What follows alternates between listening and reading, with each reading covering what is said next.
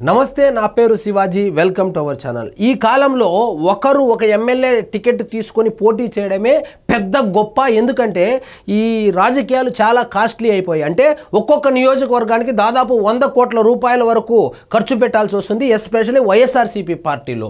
అలాంటిది 2 సీట్లు తీసుకొని పోటీ చేశాడంటే ఎంత డబ్బులు వెనకేసి ఉంటాడు మన అంబటి రాంబాబు. అంబటి రాంబాబు ఏమి కనపడేటట్లు తెల్ల జుబ్బా వేసుకుని, తెల్ల నరేంద్ర మోడీ లాగా తెల్ల గడ్డం ఒకటి పెట్టుకొని, కళ్ళజోడు పెట్టుకొని మేధావిలాగా ఈ వీడియోలు చేస్తూ ఉంటే అమాయకుడు అనుకునేరు.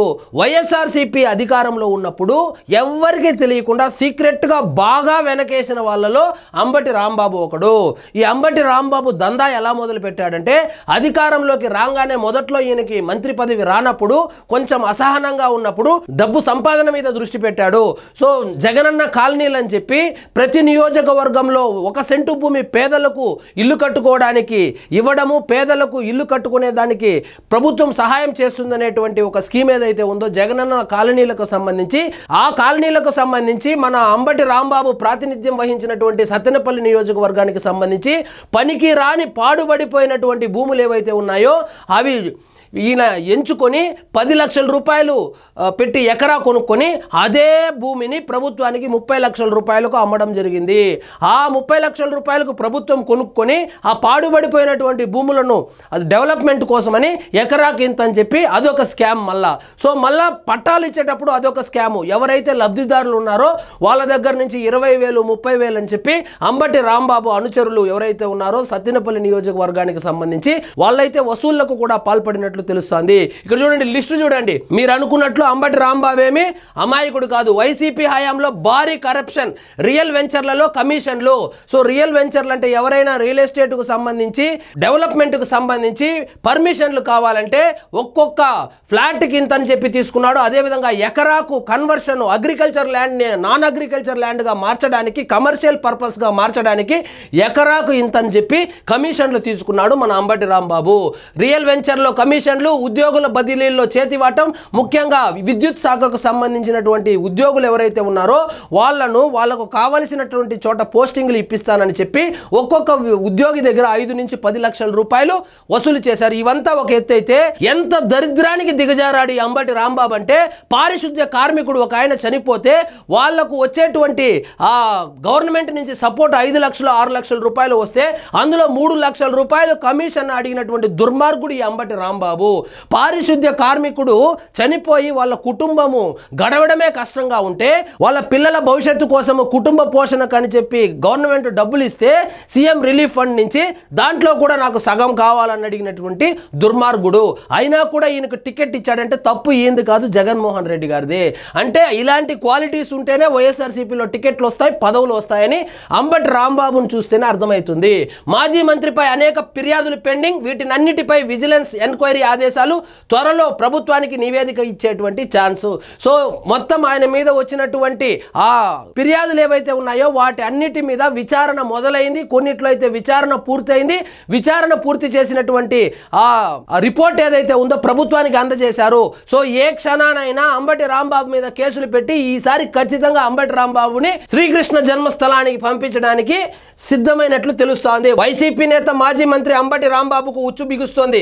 వైసీపీ హయాంలో అంబటి పైన వచ్చిన ఆరోపణలపై విచారణ మొదలైనట్లు తెలుస్తోంది. జగనన్న కాలనీల కోసం భూములు కొనుగోలు అక్రమాలకు పాల్పడ్డారని అంబటిపై ఆరోపణలు ఉన్నాయి.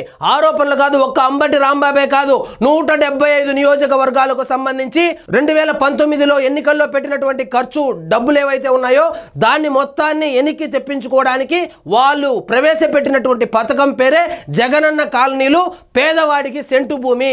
ఈ స్కీము కింద 175 నియోజకవర్గాలకు సంబంధించి శ్రీకాకుళం నుంచి చిత్తూరు వరకు ప్రతి నియోజకవర్గంలో ఎమ్మెల్యేలు కావచ్చు, ఎమ్మెల్యేలుగా వాళ్ళు ఇన్ఛార్జుగా ఉన్నారు, ఎవరైతే ఓడిపోయిన చోట్ల ఇన్ఛార్జులుగా ఉన్నారో వాళ్ళు ప్రతి నియోజకవర్గంలోనూ దాదాపుగా 50 నుంచి 100 కోట్ల రూపాయలు ఈ ఒక్క స్కీమ్లోనే వెనకేసినట్లు కూడా వార్తలు వస్తున్నాయి. సో ఈ జగనన్న కాలనీల మీద దృష్టి పెడితే ఒక అంబటి రాంబాబే కాదు, వైఎస్ఆర్సీపీ పార్టీకి సంబంధించినటువంటి 175 నియోజకవర్గాలకు సంబంధించినటువంటి ఎమ్మెల్యే అభ్యర్థులు కావచ్చు, ఎమ్మెల్యేలు కావచ్చు, ఎంపీలు కావచ్చు, ఎంపీ అభ్యర్థులు కావచ్చు, మొత్తం అడ్డంగా దొరికిపోతారు.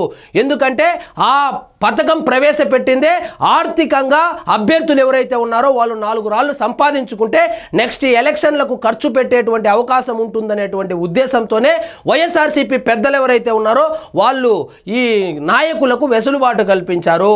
సో వీళ్ళనే భూ సమీకరణ చేయమన్నారు, తక్కువ రేట్లకు భూములు కొనమన్నారు.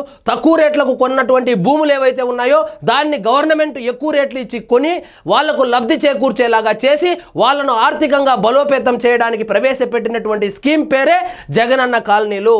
దీనికి సంబంధించి సత్తెనపల్లిలో అంబటి రాంబాబు చేసినటువంటి అరాచకాలు ఆ జగనన్న కాలనీలు ప్లస్ ముగ్గురాయి వ్యాపారుల దగ్గర నుంచి వసూలు చేయడంతో మొదలు పెడితే పారిశుద్ధ్య కార్మికుడి దగ్గర అయితే అడ్డంగా దొరికిపోయాడు. పారిశుద్ధ్య కార్మికుడు ఒక అతను హోటల్లో ఏదో పని చేస్తా ఉండి చనిపోతే హోటల్ యాజమాన్యానికి మరియు చనిపోయినటువంటి ఆ వ్యక్తి యొక్క కుటుంబానికి సెటిల్మెంట్ చేయడంలోనూ అదేవిధంగా ప్రభుత్వం నుంచి అందేటువంటి సహాయం ఏదైతే ఉందో దాంట్లో కమిషన్లు కొట్టేశాడనేటువంటి ఆరోపణలు కూడా ఉన్నాయి ఇతని మీద. అదంతా ఒక ఎత్తు అయితే రియల్ ఎస్టేట్ వెంచర్లు ఎవరైతే వేస్తున్నారో వాళ్ళ దగ్గర నుంచి కమిషన్లు కూడా బొక్కేసినట్లు తెలుస్తోంది. సో ఎంత సంపాదించకపోతే ఈయన పోటీ చేశాడు, ఈయన తమ్ముడికి టికెట్ తీసుకొని వీళ్ళిద్దరూ కలిసి పోటీ చేసి దాదాపుగా ఈయన వీళ్ళ తమ్ముడు వీళ్ళ బ్రదర్ అనుకుంటా ఇద్దరు కలిసి 250 కోట్ల రూపాయల వరకు గత ఎన్నికల్లో వెచ్చించినట్లు కూడా వార్తలు వస్తున్నాయి. సో అంత డబ్బులు మన ప్లీడర్ అయినటువంటి అంబటి రాంబాబుకు ఎక్కడి నుంచి వచ్చాయంటే వైసీపీ హయాంలో భారీ కరప్షన్కు తెరలేపాడు. ఆ కరప్షన్ డబ్బులతోనే ఆయన ఎన్నికల ఖర్చు కావచ్చు, వాళ్ళ బ్రదర్ యొక్క ఎన్నికల ఖర్చు కావచ్చు, ఆయన ఫామ్ హౌస్లు చూసాము కదా మొన్న, ఆయన ఫామ్ హౌస్ని ఆయన తోట చూసాము, ఆయన ఫామ్ హౌస్ చూసాము, అవన్నీ నిర్మించుకొని అదేవిధంగా ఈయన ఇక 25 సంవత్సరాల వరకు ఎన్నికల్లో పోటీ చేయడానికి కావలసినటువంటి డబ్బులు మొత్తం ఆల్రెడీ ఒక్కసారి అధికారంలోకి రాగానే ఆయన వెనకేసుకొని రెడీగా ఉన్నట్లు కూడా వార్తలు వస్తున్నాయి. సో ఎట్టకేలకు పెండింగ్లో ఉన్నటువంటి ఫిర్యాదులు ఏవైతే ఉన్నాయో అంబటి రాంబాబుకు సంబంధించి అన్నింటి మీద విజిలెన్స్ వాళ్ళు దృష్టి పెట్టారు. సో విజిలెన్స్ వాళ్ళు విచారణ జరిపి ఆ నివేదికను ప్రభుత్వానికి అందజేయనున్నారు. ఆ నివేదికలో ఏమొస్తుందో తెలియాలంటే వేచి చూడాల్సిందే. కానీ ఖచ్చితంగా అంబటి రాంబాబు అయితే జైలుకు వెళ్ళేటువంటి అవకాశాలు పుష్కలంగా కనబడుతున్నాయని రాజకీయ నిపుణులు అయితే అభిప్రాయపడుతున్నారు. సో ఇదండి ఈరోజు మన టాపిక్. మీకు ఈ వీడియో నచ్చినట్లయితే లైక్ చేయండి, షేర్ చేయండి, ఛానల్ మాత్రం సబ్స్క్రైబ్ చేసుకోవడం మర్చిపోవద్దు.